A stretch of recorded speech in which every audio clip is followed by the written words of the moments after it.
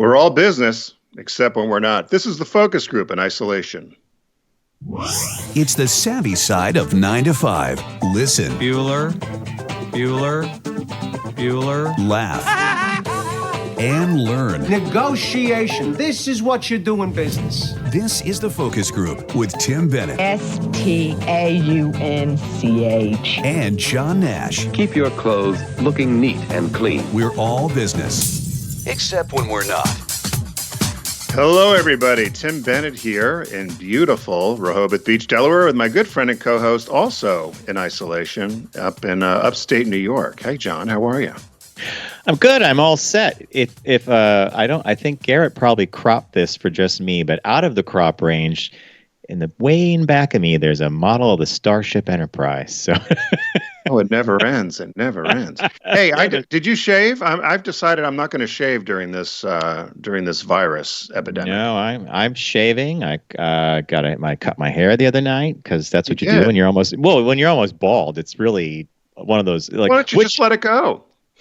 It wouldn't look any different, by the way, because I did let it go for like a week and a half. But I cut. No, you got to keep your rhythms, Tim. You got to get up, you got to shower, you got to dress, you got to go to work, go to office. Well, you and I are used to that. You know, I used to when I was a district manager many, many years ago, and I had worked out of a home in the Midwest. One of the most valuable pieces of information my boss had given me was to act as if I was getting up and going to the office in Chicago. So I was living in Minneapolis. So he said, get up, shave, shower, get dressed, and then go to work with your laptop or computer, whatever you're doing, and treat it as if you are at work.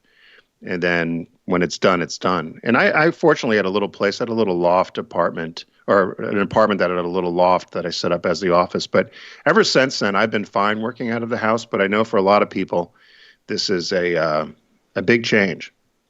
It's been a shift. Bob's working from home, and he's actually downstairs in the dining room. And his company or his department is instituting a happy hour.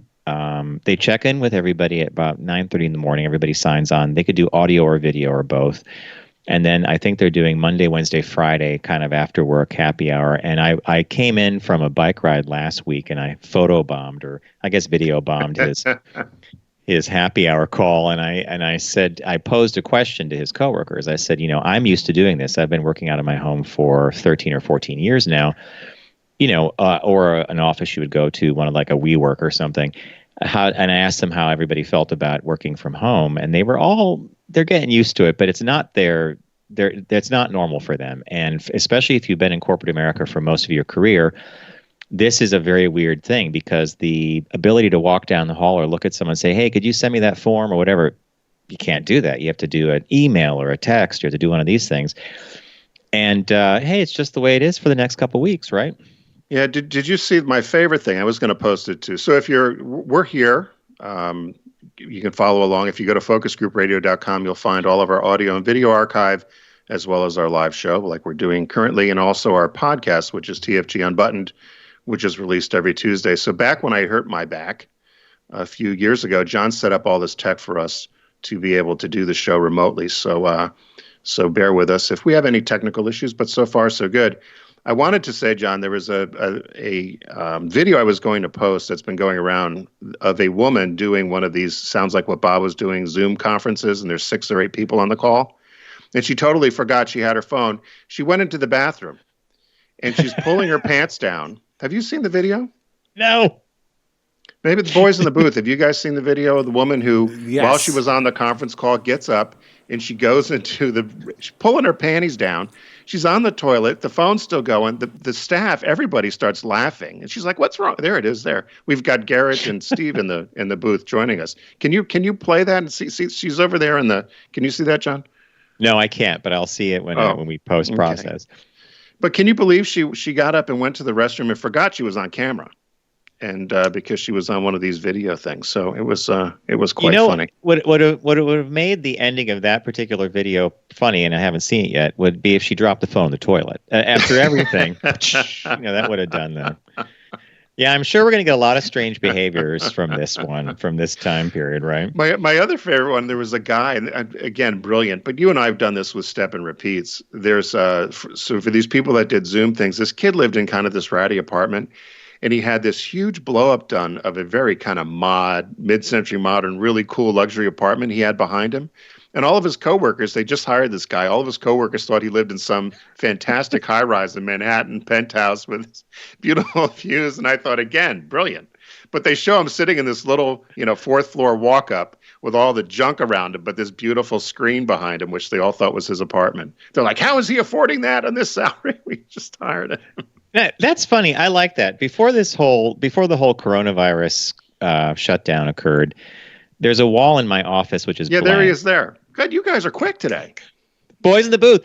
Hey, by the way, the boys in the booth are in the hot zone. You know that's what they're calling Manhattan now, the hot zone. The hot zone.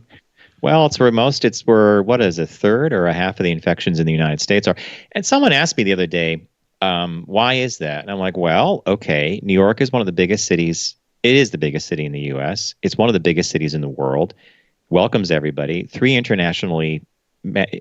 airports that can take international flights. Major tourist destination. There's nothing mysterious about that, right? I mean, and I suspect it's been in the population a lot longer than when the alarm started sounding. So I think a lot of that stuff they talked about, I know people think I'm crazy and I'm going to play Donald Trump, but you remember all the vaping issues people had with the lungs and all the respiratory problems? That seems to have all gone away. People haven't stopped vaping. But remember all the issues around all the respiratory issues that were happening? But they found that there were chemicals in some of those vape products which were not official. They were like black market cartridges, and they had chemicals in them that would induce some of these respiratory things. So I think it would be very convenient to blame the vaping crisis on the corona. On the corona. So I'm blaming it on. I think 5 years from like now, Trump. You could blame everything on the corona, right? Corona.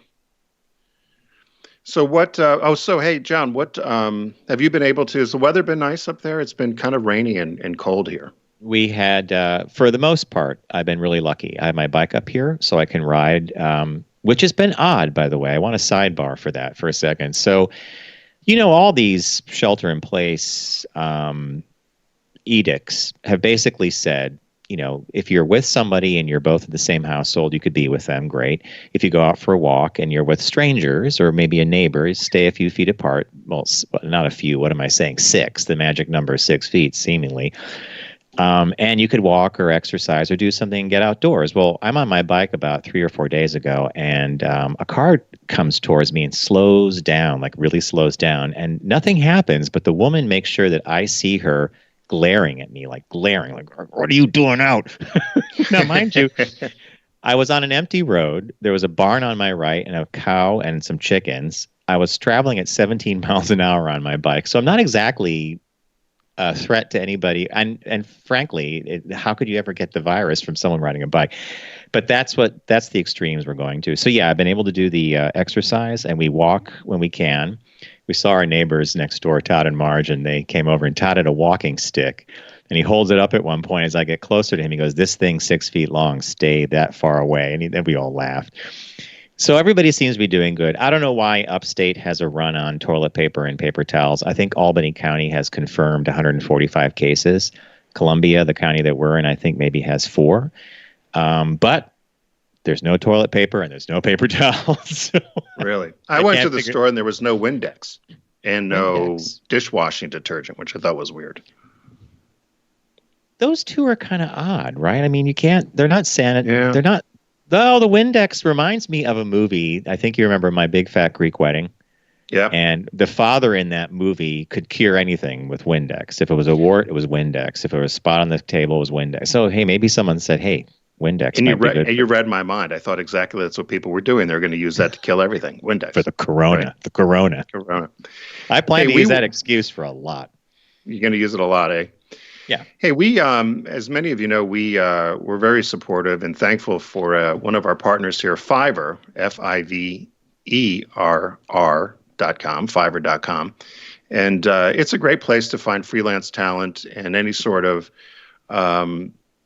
work that you're doing that perhaps if you have a small business or you're looking for a logo or you're looking to find copywriters, graphic artists, web design, and so forth. And if you're a small agency or just on your own trying to get find talent, it's a great place to get freelancers. And particularly now with what's going on with all of us kind of sheltering in place, a great place to work with people from all over the world and tap into the talent there. And you get 10% off on your first order if you use the code FOCUS at checkout. That's FOCUS, 10% off your first order by using Fiverr. A couple of weeks ago, we shared with you that John and I went and used Fiverr for a new logo for our company, Triberry. It had great results. We used 3 different freelancers around the world, one from Australia, one from Germany, and one from Bangladesh, and ended up picking the person who was mid-priced. And the design from the designer from Bangladesh did a great job for us, and we're delighted with the logo. And then, John, we got a note from a listener that actually used them. Do you remember what that was? I think it was for Cuber. Right. Quber was the name of it, and it was they were doing it was kind of a fun thing for a friend of them, right? For a friend. Yeah, a listener named Linda. She was in Park City, Utah, and they had a friend that was driving them all over the place, and his nickname was Q. Q. And so they were Instead like, of "Oh, Uber, Cuber." Cuber." So trying to figure out a way to thank him. She had gone on and she had heard our show, and she went on to use the discount code and came up with a logo, also a ball cap, T-shirt, some other things for him. And sent it out to him as a thank you gift. And she sent us a really nice note saying, "Thanks for letting me know about Fiverr. I was able to use the promo code. Also had a good experience with it." I don't know if the guy's an actual Uber driver, but or if he was I just know driving around, right? Right. But and they said the number 10 or whatever they used or something around that was related to the fact that he always received always a 10, or he was always on time on the dime or something like that effect. But I thought it was pretty cool because there was somebody that actually she had said in her note that she didn't have any idea where to start, but wanted to do something unique and thought this was a fun idea. And if you're watching online, you can see the Some of picture the results, of the logo there. Yeah, of I think the guy whoever she hired did a great job. And I would also say, when Tim says we went out to get a new logo, okay, so that's true. Triberry as a company, that's our consulting firm and our ads agency, did in fact get a new logo. But Tim actually did all the heavy lifting on this. And Tim followed the rules quite well. He did a creative brief. He provided the designers with any materials that they wanted, including things that he liked, looks and feels and typography that he enjoyed. And he answered all their questions when they came in. And then he would send the results, or he'd say, "Hey, John, go to Fiverr and click on our projects. There's some stuff that came in." So then we would call each other, like, "What do you think of this? What do you think of that?" But Tim, you actually directed the process. And I think I'm mentioning this because in our business, that would normally be the zone that I fall in as a creative director, because I've been working with artists and I know. So having Tim do it was really great because he did exactly what I recommend to anybody who wants to use Fiverr.com. Have a good idea what you want. Not the end result, but you want a logo. It has to do this. Collect a couple of samples of things that you really enjoy. Maybe it's a color, it's a look, it's a feel, it's typography that you might like. And give the designer every opportunity to give you what you want by letting them know all these things. And Tim did that and got great results. And I think that Linda did it with Cuber as well, because it's not a bad looking logo at all. No, it's really well done. And by the way, I need to, I'll say it here on air. I've started the process. We're also using Fiverr to help redesign our website, but I need to talk to you about that. I'm a little over my head for a couple things, but I need to talk to you about it first. We might both be, by the way. We might both be, because they start asking questions like, "Do you want this? Do you want that?" I'm like, "I don't know. Just do it." We know what looks good, right? Yeah.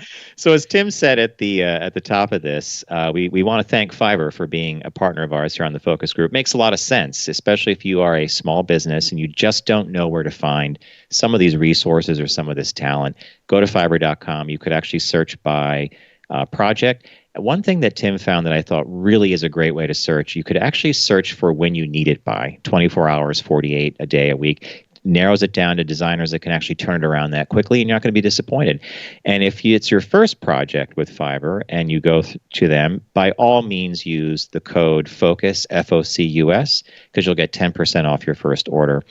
And last but not least, as Tim said, he did a range of designers. We had a very inexpensive one, and we had someone who was not so expensive, but more than the middle guy. It was interesting what came back. So if you have a budget, you may consider giving the same exact brief, the material you collect, to more than one person, because you may get a better range to choose from. So it's Fiverr.com, and use the code FOCUS, FOCUS, to get 10% off your first order. So thanks to them. The one thing I will say, John, which you triggered it, is that, and when we said 3, it was $10, $50, $100. So we're not talking about thousands of dollars. So so for us picking 3 different designers around the world and spending less than $210 is huge, because you can't get a logo done anywhere if you went to your local. No. So thousands. So there you go. Usually, like a logo package is often at $2,500. Some good graphic designers will start you at that level. So yeah, you're right, Tim. So, Mr. Nash, what caught your eye this week? What caught your eye? Here's what Tim and John found. I'm a studious reader of the news, but I have lately had to avoid it because I know the numbers, I know the statistics, I know where to find what's going on with Corona. My Corona. But you have to tune it off at some time or you go crazy. So it's been very hard for me to find things that catch my eye because everything that's catching my eye is dealing with the disease. However, there was something that came up and it fit into my zone of space exploration. It's a NASA thing. So when we were younger, actually, I scratched that. Anytime in your life something's not working, more often than not, one of the first remedies we usually do is we hit it. It's not working, hit it.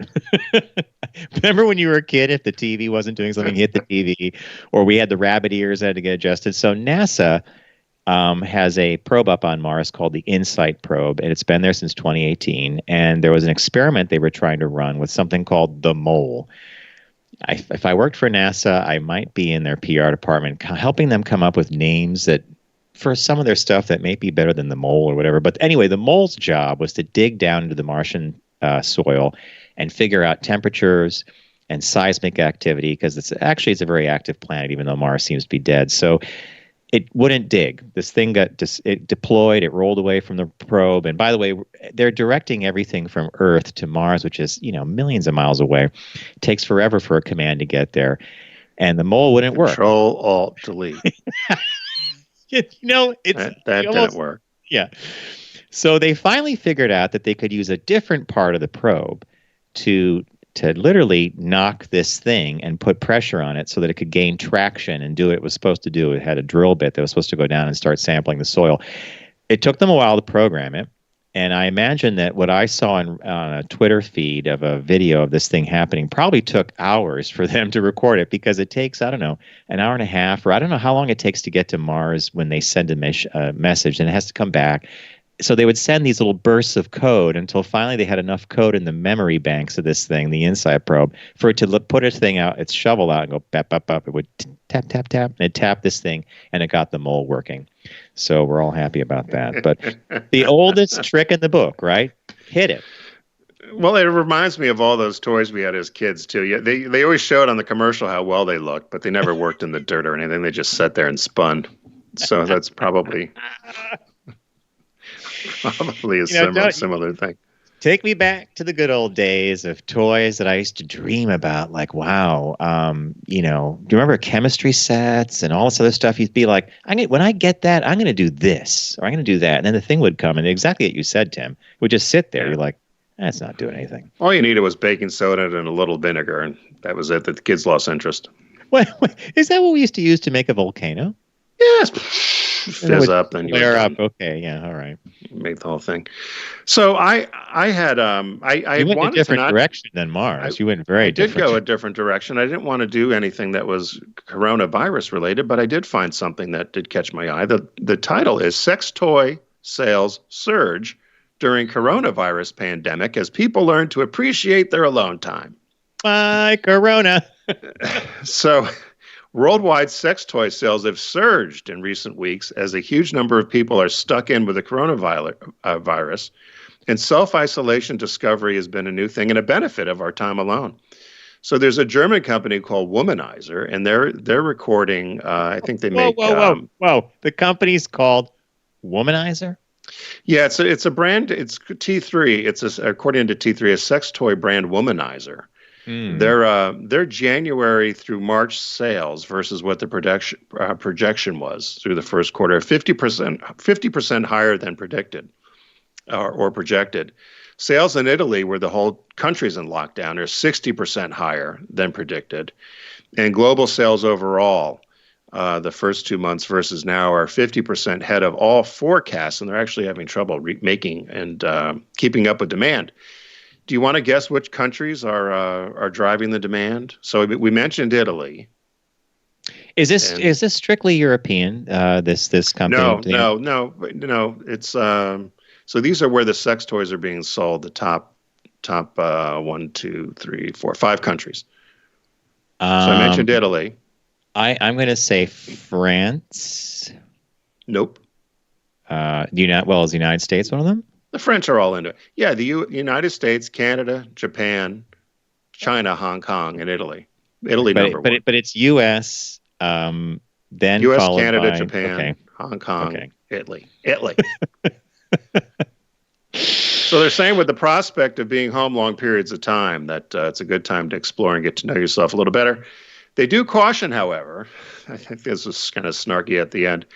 They said, while self-pleasure never hurt anybody, there's been misinformation circulating online that masturbation could boost the immune system and prevent the coronavirus. Not true. That was the caution at the end of the article. But why disappoint anybody? The minute you started saying that, I'm like, my immune system is going to be through the roof in another day or two. So there we were. Did they have a particular toy that was? Did they break down any sales by item? Was there something that was like flying off the shelves? No, but if I was, and you can't do this, you can't judge by the picture, but if I looked at the picture, it looked like things that either vibrated or penetrated. So Fair enough. I picked a picture of flesh jacks, which I thought almost looked like little cupcakes. If you're watching online, you see the flesh. I love that picture. That picture is so crazy, and they're all colored too. There's purple. Yeah, isn't that nice? Green. Yeah, it's very pretty. Didn't you get? We got those when we were over at Sirius XM. We got those. Do you know who we got those from? Remember DNR? Derek and Romaine, right? Hello, DNR listeners and fans. We hope you're enjoying their show as well. And I know you are. But one day, I think it was Romaine was talking to us. Maybe we met with maybe DNR, and we were talking about, it was Flesh Jack. Was it Flesh Jack? And Romaine laughingly says, guys, we have a whole drawer full. She goes, ask Katie about it. So later on, we asked Katie, and one day she opens the drawer, and it's filled with Flesh Jacks. But there had to be a decision had to be made at some point, because the Flesh Jack was sculpted in the resemblance. I think it was the rear end was sculpted in the particular resemblance of a certain porn. Like there was 1 or 2 stars you could choose. What porn star? I forget who you chose. Oh, there's really porn stars? I didn't know that. Yeah, they're based on real people, supposedly. Oh, I didn't realize that. Oh, okay. And I forget who I chose, but I just it was too much effort for me when I looked at it. Did you think it's try a lot it? of work? It was uncomfortable. Okay, so I can't believe I'm the coronavirus diaries. We confessed that, which we never talk about. I did try it a couple times. The first time I thought it was, what is going on? Didn't do anything. And then I think I mentioned it to someone. It was at the DNR show, and they said, no, you got to use a ton of lube. That changed the game. And then you have to wash it. And it was like, after a while, I'm like, you know what? This is complicated. I don't want to bother with this. So watch this. Hey, Garrett and Steve, have either of you tried a Flesh Jack? No. Yeah, that's I a bet negative. Steve has. My friend has. Hey, what do you think? Wait. My friend. Yeah. It's kind of like just too much work. He liked it, but after a while, you just get bored of all the cleanup and everything. You go back to the old standby. Yeah, get bored fucking a piece of plastic. I can imagine that. Steve, you didn't try it either? No, I never would. That's not for me. Well, this is something else we're going to have to do along with the onesie that you're going to try on from International Mail. We got a whole raft of things for you I'll boys do to do both this at the same time. when the virus passes, lots of stuff's going to be going down at that studio. I tell you. But Steve's right. It's after a while, you're like, now I have to do this. The other way, the way we all grew up with, was like, well, you're done. You're done. There's no letting the toy dry and then putting cornstarch powder on the toy to make sure that it doesn't decay over time. And you're like, what the hell? They come with instructions. You know that, Tim, right? You heard about the cornstarch thing, right? No, I don't know any of that. Oh my God! It might have been Romaine too who told. This is years ago because I said something about the toys. She goes, I hope you're putting cornstarch on it because she used to have a segment of the show devoted to the toys, Sex toys, and how to take the care and feeding of the sex toys. And I'm like, no, I'm not putting the cornstarch. Oh, but that toy's going to disintegrate. Well, okay, there you go. Feeding. Well, maybe I'll have to dig it out. So, speaking of sex toys, our business birthday. Everyone does celebrity birthday greetings, but the Focus Group is the only show in the universe that celebrates business birthdays. Happy birthday to homophobe and devout Catholic Tom Monaghan from Ann Arbor, Michigan, born March 25th, 1937. He's 83 today. He's an American entrepreneur, founder of Domino's Pizza. He founded it in 1960. While he was going to college, he bought an old pizza place named Dominic's in Ypsilanti, Michigan. He bought it for $900 so he and his brother could make some money to go to college. And the pizza place did not do well, but he tried to make a go of it and ended up dropping out of school and continuing to work in the pizza business. Bought the other half of the business from his brother by giving him a Volkswagen Beetle. So he traded a Beetle for the other half of the business. Pretty good trade. Wow. Do you wish he ended up selling? You could have traded a Beetle for that, right? Yeah, he ended How up much did he selling sell for? $1 billion to Bain Capital. Jeez. He ended up selling 93% of the business in 1998, 38 years later. So it, quite an investment. He met his wife while he was delivering pizzas, Marge, in 1962.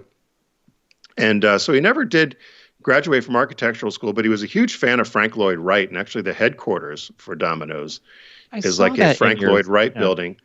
It's twice as long as the Empire State Building is tall and has the largest copper roof in the world.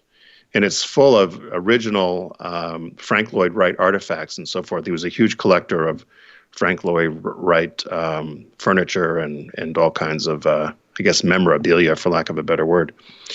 The one thing he did with Domino's, which if you ever ordered it, and of course his business model became franchising and setting up around college campuses, a lot like when we talked about Urban Outfitter. Urban Outfitter made their business. They started initially at University of Pennsylvania and Drexel, around the schools there, and then they built out their business by going to college towns and selling, jeans and T-shirts to college kids. So he did similar thing with pizza. And everybody had a Domino's Pizza in town. Well, you probably had one in Binghamton, didn't you? Yeah, it's interesting that you bring this up because Domino's was kind of the interloper. They were new. Like when you were in college, you probably had a local place that was more the one you would order from, and Domino's was new, but they got a lot of They became very popular because of their delivery. And we used to order something called Pepe's Sheet Pizza for Star Trek nights at the dorm. Yeah, there you go. Sounds like a rip-roaring time. Garrett and Steve are like, boy, can I have an invite to that? But it was a sheet pizza, so a square. And then Domino's slowly, with the boxes, would start showing up. And we're like, what is this Domino's thing? And then it became huge, right? Well, they in the 80s, in the mid-80s, they were opening nearly 3 new Domino's franchises a day. I remember the last time I got Domino's Pizza, I was with Comrade in Manhattan, and we were at the Paramount Hotel, and it was late. We'd come in from the auto show, I guess, and we ordered Domino's Pizza, and it still tasted the same as I remembered in college. But he actually designed a insulated pizza box, which had spread across the industry. And so the box was made so that it would keep the pizza warm, but also wouldn't crush the pizza so the cheese would stick to it. So if you ever look at a Domino's pizza box, you can see where that, or he's the one who invented that or developed it. Then after he sold the business, he started something called Gyrene Burger. So he was in the Marines. I'd never heard of Gyrene Burger. Did you? I'm looking at the picture you posted. And no, this is something like totally new to me. Is it still around? No, it never Oh, took okay. off. So it was a military themed burger delivery concept, and it was a throwback to his days when he was in the Marines. And so it was a nickname for they had a gyrene burger. And so there was a franchise, and it was going to be incentives were eligible for the military veterans, and that's who we wanted to sell the franchises to, and people in other military branches. So the flagship store was located in Naples, Florida, and then relocated to Knoxville, but it never caught on, and the franchise never gone anywhere. And so Moynihan, as I said, he's a devout Catholic. He's taken most of his wealth. He owned the Detroit Tigers at one time, owned lavish automobiles, all kinds of money, and has since put all his money towards Catholic causes, particularly issues against opposing abortion, marriage equality, and secularism. So he's spending all his money toward Catholic charities to take away a woman's right to choose and oppose gay marriage or marriage equality. Tried to open a university called Ave Maria College, but that didn't go anywhere.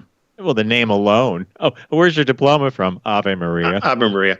They tried to open in Michigan, and they had a campus, I think, also in Florida, but not important, I suppose. Big supporter of the Republican Party. He was a key backer. Here's a name we don't remember. Sam Brownback. Oh, I remember Sam Brown. Kansas governor, right? Yeah, big supporter of his for the presidential campaign. But so Tom Moynihan, 83 today. And so I don't think that he'll be. Well, two things.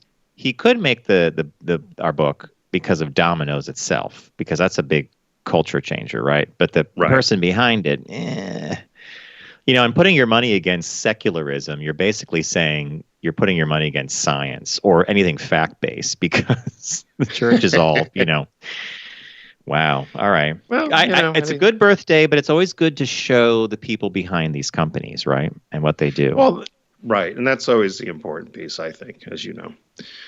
So, hey, we want to thank our friends at Deep Discount. As many of you know, Deep Discount has been with us since we've been on this platform for video along with our audio. And if you go to focusgroupradio.com, you can own your passion by clicking on the Deep Discount logo and start shopping away. Shark.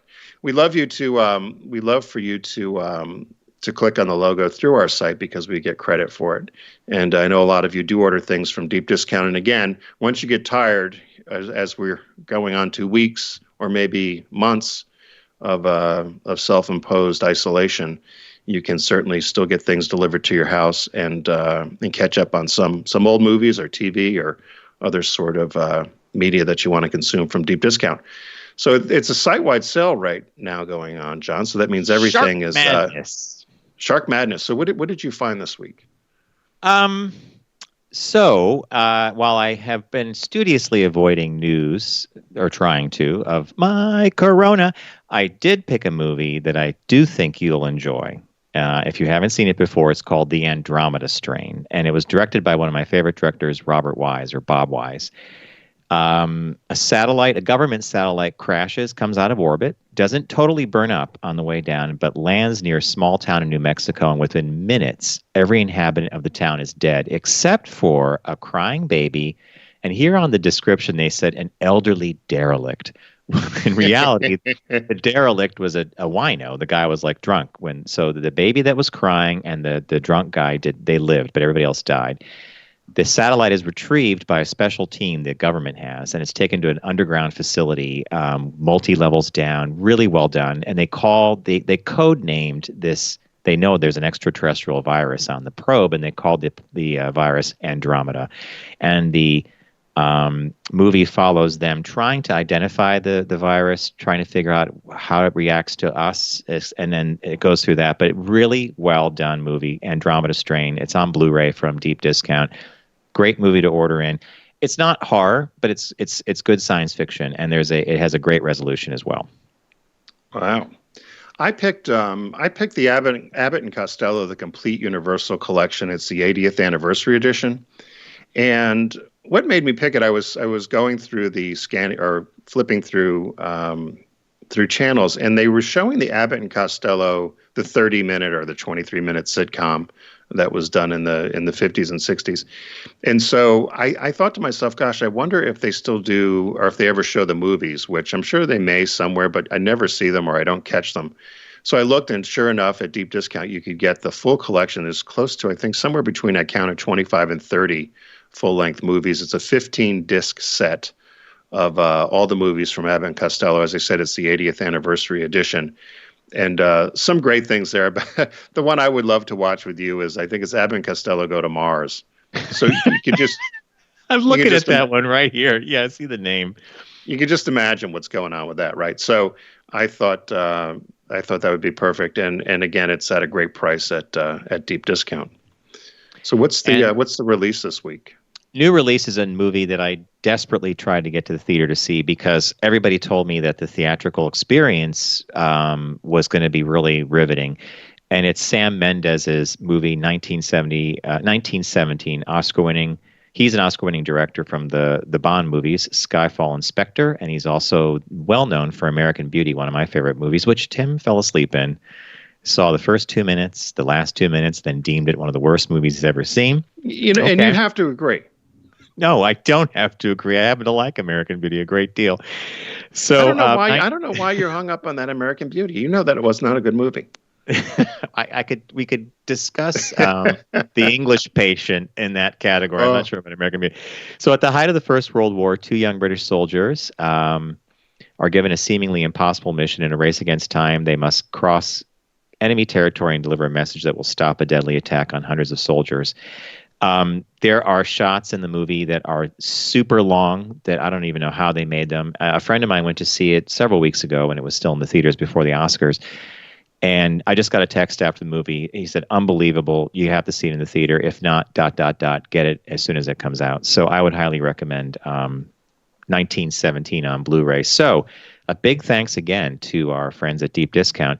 Go to focusgroupradio.com, click on the shark, and I could do this with my laptop. See, I go, the shark. And it's the Shark Madness site-wide sale. I picked a movie called The Andromeda Strain, available on Blu-ray, directed by Robert Wise, good director. Tim counterbalanced me, thankfully, with a fantastic collection of Abbott and Costello movies, their entire Universal Picture collection, 80th anniversary edition. Wow, 80th anniversary on Blu-ray. Yeah, I know. And the release this week is 1917, Sam Mendes, the director, on Blu-ray. What do we say, Garrett? Thanks, Deep Discount. We're going to take a super quick break, and when we return, Tim found a very fun shop talk for us, and I think it's going to be up on a road trip destination soon. So we'll be right back.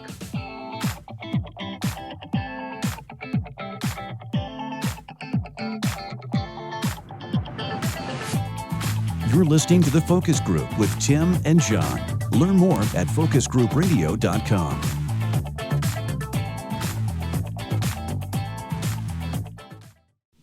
Focus on the savvy side of 9 to 5 with The Focus Group. Try, really try. Listen, laugh, and learn with Tim and John. I never try anything. I just do it. Hey, welcome back to The Focus Group. Tim Bennett here, as always, with my good friend and co-host, Mr. John T. Nash, who's waving. Hi, John. The magic. It's the magic via the magic of where are we? I don't even know. Oh, the internet's is going to break down under the crushing weight of Facebook posts, people doing what we're doing, everybody staying indoors. But Tim, I have to congratulate you on this find. Thank you for finding this. This is the shop talk. Yes, I want to go here, and I know we'd have to make an appointment. And it's a state I've never been to. Have you been to the state before? Yes, you were, John. You were in Kentucky with me when we drove cross country in the VW Beetle. We went through. Were Kentucky. we there for I don't remember. We went to Cracker Barrel. Do you remember? Oh, ooh, I do remember. You hustled me out of that Cracker Barrel pretty quickly. Well, Cracker. I think I was making comments or something. You're like, we got to go. Yes, we got to go. Not your kind of state, Mitch's town. But that's right. I remember Kentucky now because you kept pointing out all the gorgeous horse farms, right? Yeah, but it was a crappy day. Remember, that was the trip we were going to learn. We were going to learn Mandarin Chinese, and we got through West Virginia, and we learned ni hao. Ni hao. Ni hao. Ni hao. And then we were going into our second lesson. We shut it off and never turned it on again. You were better than me. You tried. You really tried. You almost made me fall asleep at the wheel and kill us because it was very difficult. like, hello, ni hao. Yeah, it's very repetitive. Ni hai, ni tio, ni niao. Hey, that's good. You did get more of the lesson then.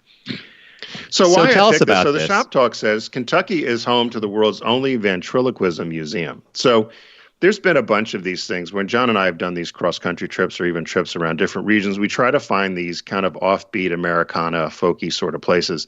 And this is one of them. There's a bunch of other ones that when we stopped at the Barbed Wire Museum in McLean, Texas, which was, or the Devil's Rope Museum, right? Devil's Rope, yeah. So Devil's Rope. So what was interesting about this for me, and this is just in general, as well, people are home, a lot of these museums are popping up to say, you might not be able to come see us, but we've got pictures, we have video, do a virtual tour or whatever. So this was one of those that popped up, which I would have never heard about, but it popped up in my news feed. So I started looking at it. The first sentence, though, I laughed at because I never heard this word. Pediophobia. A fear of dolls. I have never heard that word before, or even seen it, to be honest with you. No. Pediophobia. Is that what a pediophobia? I think you said it right the first time. Pedophobia? Well, it's childlike, so that's the base of the word, the phobia. Yeah, so fear of dolls. So if you send someone with a fear of dolls into this place, they're gonna walk out with their hair on fire, right? But I also love the person who came up with this museum. His name is William Shakespeare Berger, or W.S. Berger. And he was not a ventriloquist, but he loved ventriloquism. And he, in fact, was the president of the International Brotherhood of Ventriloquists. He outlived his son, and his grandson had no heirs and set up this whole thing. So there's a lot of puppets there, right? Yeah, it's in Vent Haven, Kentucky, and according to the Smithsonian, it's the only ventriloquism museum in the world. It's located about 10 miles from Cincinnati, so it's on the Ohio-Kentucky border. What I thought about this as I heard this, when we were growing up and there were so many variety shows on TV, there was always a ventriloquist. And you remember they have the actual doll that the woman did lamb chop. Remember Sherry Lewis? Sherry Lewis and lamb chop, yep.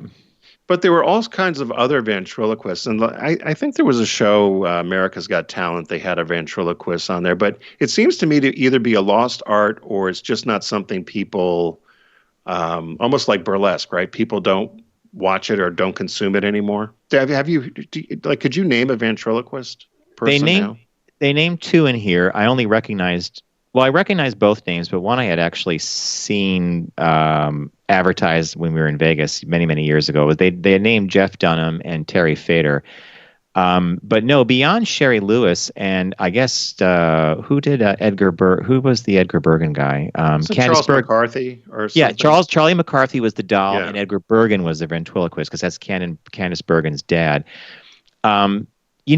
Interestingly, when Edgar Bergen was doing Charlie McCarthy, they had Charlie McCarthy dolls that you could buy. And I wonder if people got into ventriloquism because they used to be able to buy those toys, right? You used to be able to go out and buy I had one, Danny O'Day. It was Danny O'Day. Danny O'Day? He's still up in the attic.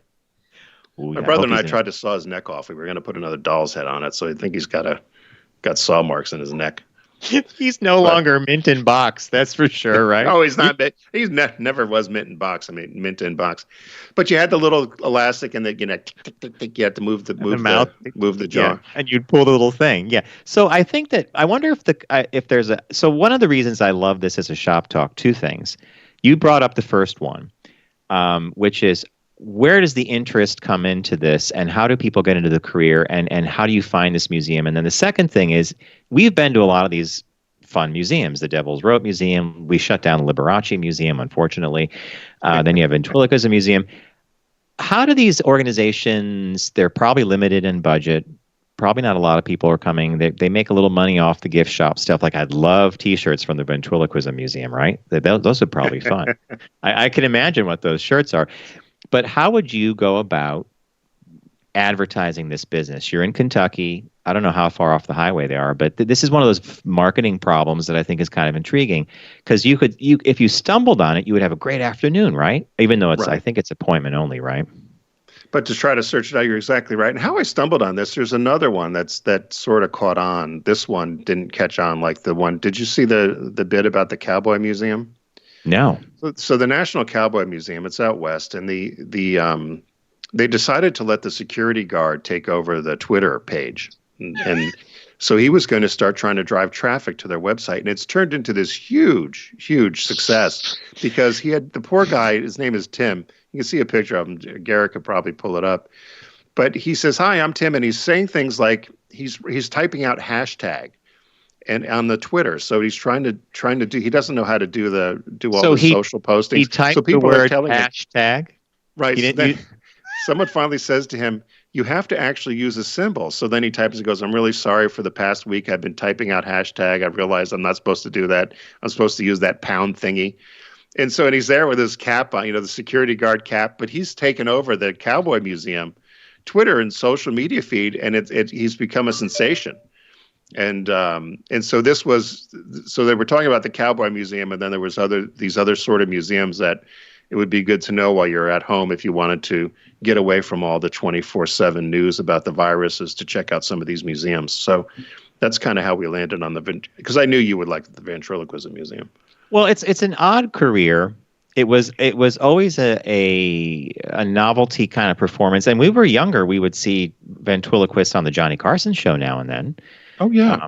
Probably some of some of the more famous ones, but beyond that, like I've never met somebody either, like another human being. Like, what do you do? I'm a ventriloquist. Like that doesn't like pop up. Yeah.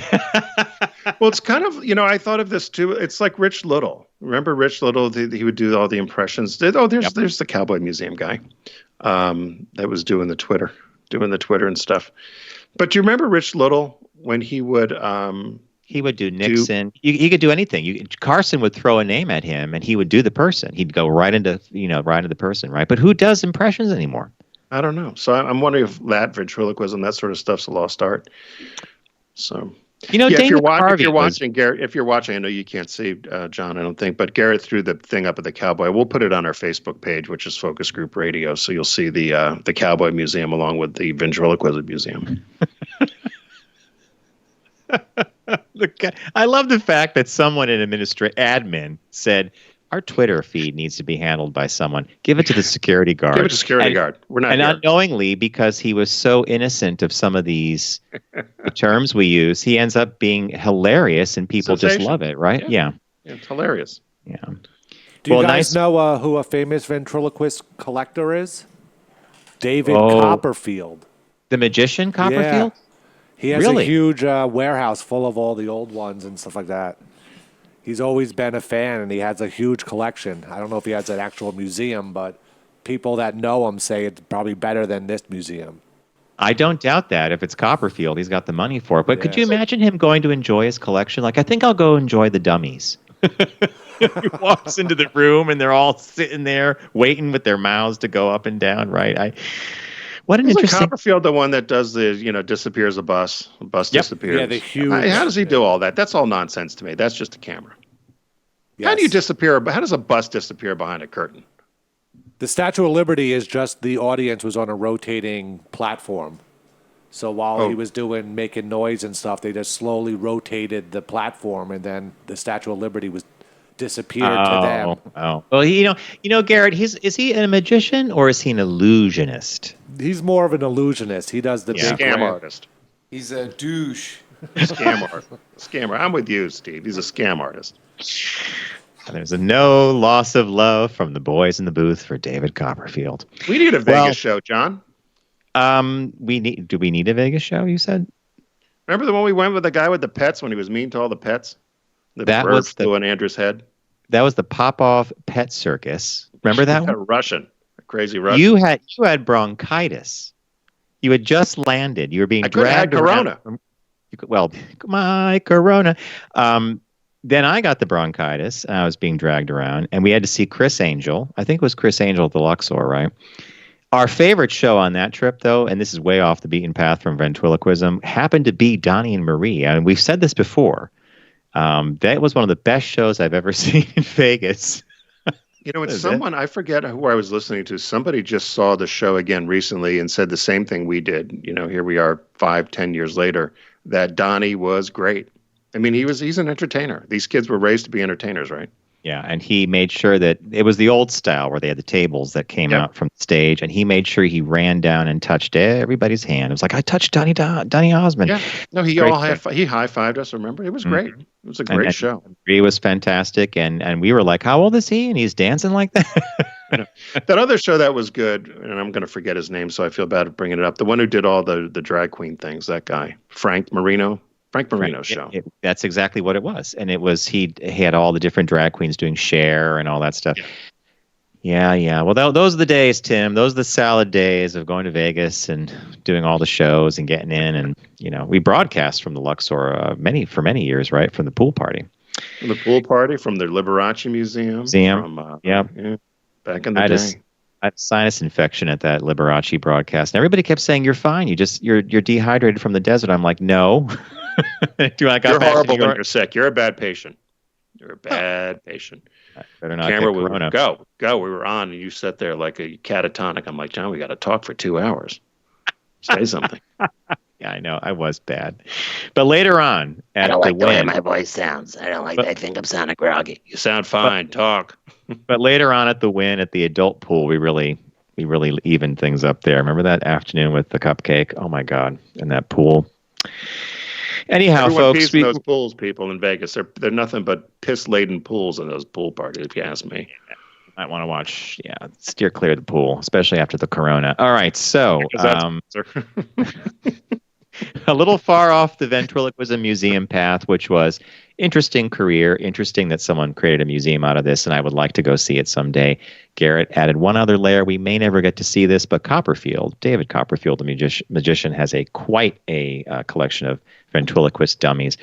All right, so we want to thank you guys for joining us today, and we hope everybody's staying safe and staying indoors, and that you get to enjoy us that way too. So big thanks to Fiverr for coming on board. If you want to use them for your first project, use the code FOCUS and you'll get 10% off your first project. We really love them for freelance help from everything from copywriting to logo design to motion graphics to most anything you might need done. And a big thanks to our friends at Deep Discount for being with us here every week. The movie this week, the new release, is Sam Mendes's 1917.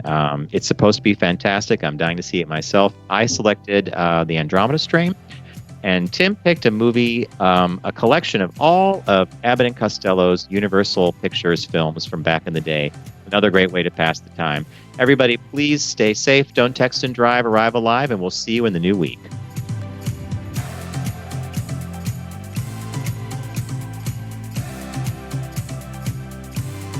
It's The Focus Group with Tim Bennett and John Nash. Accessible on all platforms. Subscribe, like, and rate us on your platform of choice. Learn more at focusgroupradio.com. That was a stunning focus group.